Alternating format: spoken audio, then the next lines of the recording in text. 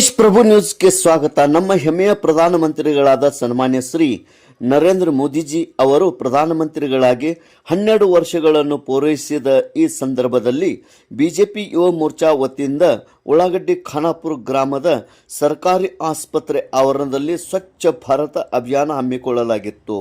ಆವರಣಗಳನ್ನು ಸ್ವಚ್ಛ ಮಾಡಿ ಈ ಒಂದು ಸಂದೇಶ ಸಮಾಜಕ್ಕೆ ನೀಡಲಾಯಿತು.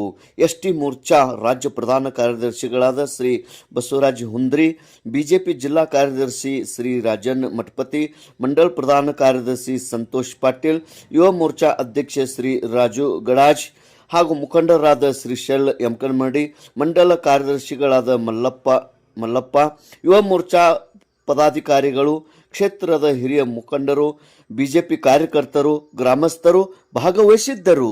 ದೇಶ್ ಪ್ರಭು ನ್ಯೂಸ್, ಉಳ್ಳಾಗಡ್ಡಿ ಖಾನಾಪುರ.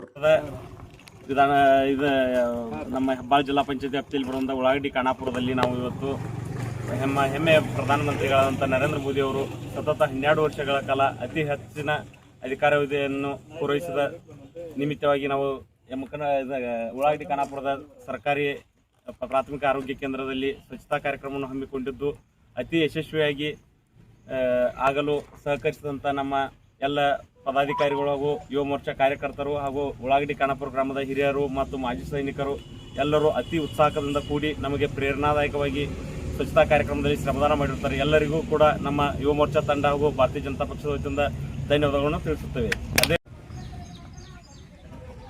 ಇವತ್ತು ನಮ್ಮ ಭಾರತೀಯ ಜನತಾ ಪಾರ್ಟಿ ಯುವ ಮೋರ್ಚಾ ವತಿಯಿಂದ ನಮ್ಮ ಯಮಕನಮಡಿ ಮತಕ್ಷೇತ್ರದಲ್ಲಿ ಬರುವ ಉಳ್ಳಾಗಡ್ಡಿ ಖಾನಾಪುರ ಗ್ರಾಮದಲ್ಲಿ ಇಂದು ನಮ್ಮ ಹೆಮ್ಮೆಯ ಭಾರತದ ಪ್ರಧಾನಮಂತ್ರಿಗಳಾದಂಥ ಶ್ರೀ ನರೇಂದ್ರ ಮೋದಿಯವರು ಸತತ 12 ವರ್ಷಗಳ ಕಾಲ ದೇಶ ಸೇವೆ ಮಾಡುವ ಹಿನ್ನೆಲೆಯಲ್ಲಿ ನಮ್ಮ ಯುವ ಮೋರ್ಚಾ ವತಿಯಿಂದ ಇವತ್ತು ಉಳ್ಳಾಗಡ್ಡಿ ಖಾನಾಪುರದಲ್ಲಿ ಸ್ವಚ್ಛ ಭಾರತ ಕಾರ್ಯಕ್ರಮ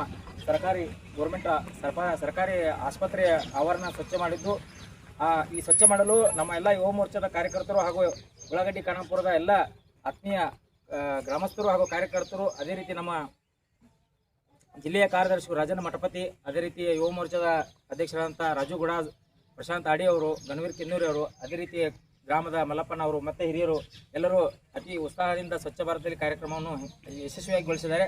ಆ ಗ್ರಾಮಸ್ಥರಿಗೆ ಹಾಗೂ ಎಲ್ಲ ನನ್ನ ಯುವ ಮೋರ್ಚಾ ತಂಡದ ವತಿಗೆ ತುಂಬ ಧನ್ಯವಾದಗಳನ್ನು ಸಲ್ಲಿಸ್ತೇನೆ.